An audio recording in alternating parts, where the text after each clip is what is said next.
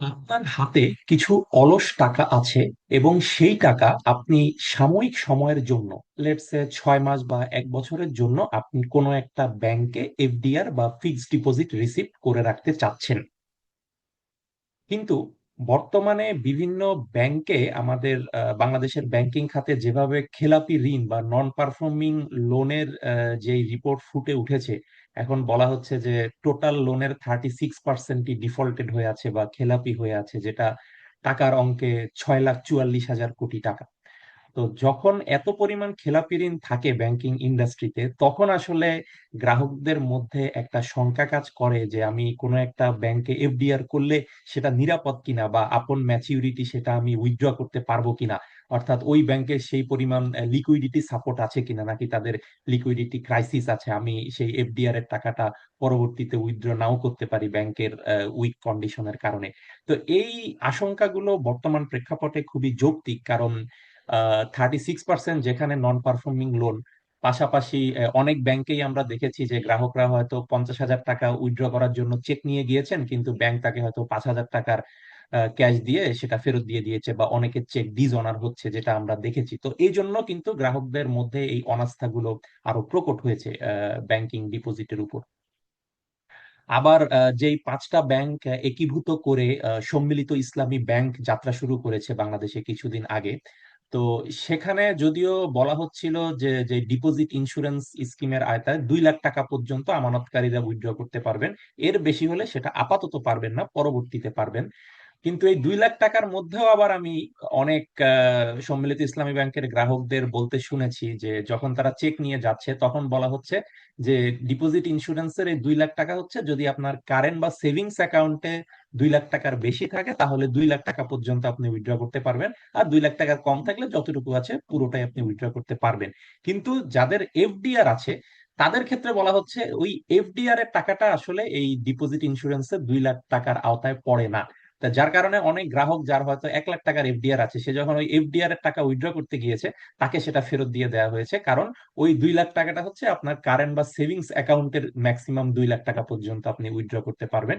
FDR এ যত টাকাই থাকুক সেটা এই 2 লাখ টাকার ইন্স্যুরেন্সের কভারেজে পড়ে না, এরকম জানানো হয়েছে অনেক গ্রাহককে। তো যার কারণে আহ, একটা জনমনের শঙ্কা তৈরি হতেই পারে যে আমার সেভিংস অ্যাকাউন্টে হয়তো 2 লাখ টাকা থাকলে সেটা ডিপোজিট ইন্স্যুরেন্সের আওতায়, সেটা আমি উইথড্র করতে পারবো, কিন্তু এফডিআর এর টাকাটা যদি ডিপোজিট ইন্স্যুরেন্সের আওতায় এভাবে না থেকে থাকে, তাহলে তো এফডিআর এর একটা টাকাও নিরাপদ না।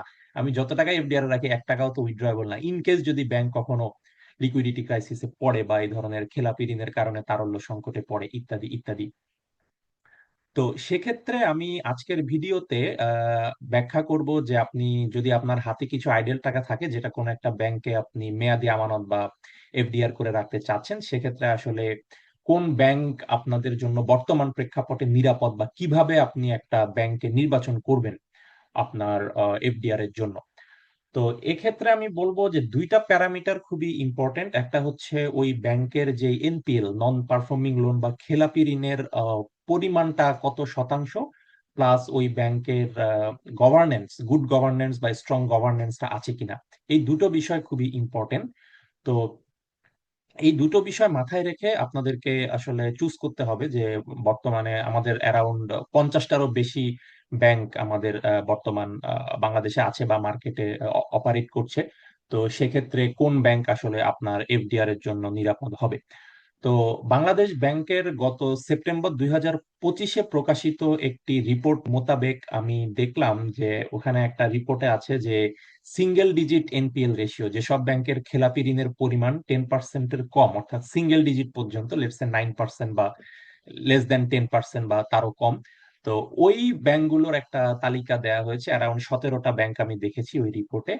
তো আমার ব্যক্তিগত অভিমত হচ্ছে, যেহেতু এই 17টা ব্যাংকের খেলাপি ঋণের পরিমাণ সিঙ্গেল ডিজিটে, লেস দ্যান 10%, তো সেক্ষেত্রে মোরাললেস বলা যেতে পারে যে এইসব ব্যাংকে আপনি যদি এফডিআর করেন সেটা নিরাপদ, সেটা বলা যেতে পারে, কারণ ওদের খেলাপি ঋণের পরিমাণ কম, মানেই তাদের স্ট্রং গভর্নেন্স বা গুড ম্যানেজমেন্ট, সেগুলো রুল কমপ্লায়েন্স, এগুলো তারা নিশ্চিত করতে পেরেছে বলেই কিন্তু তাদের খেলাপি ঋণ পরিমাণ কম, বা লোন ডিসবার্সমেন্ট যেটা ডিউ প্রসিডিউর ফলো করেই তারা লোন ডিসবার্সমেন্টটা করে থাকে।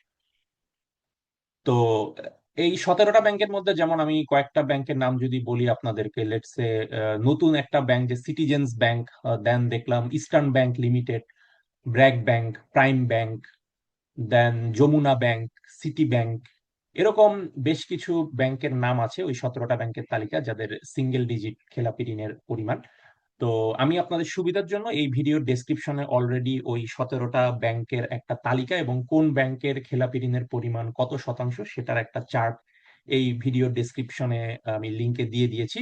তো আপনারা চাইলে সেই চার্টটাও দেখে নিতে পারেন। ওই 17টা ব্যাংক দেখে আপনি আপনার সুবিধা মতো যে কোনো ব্যাংক চুজ করতে পারেন আপনার এফডিআর এর জন্য, বা আপনার বাসার কাছে কোনটা ব্রাঞ্চ আছে, বা ওই ব্যাংকের ওয়েবসাইট ভিজিট করে আপনার কাছে যেটাকে আপনার মাইন্ডসেটের সাথে কনসিস্টেন্ট মনে হয়, ইত্যাদি এই বিষয়গুলো দেখে আপনি চুজ করতে পারেন।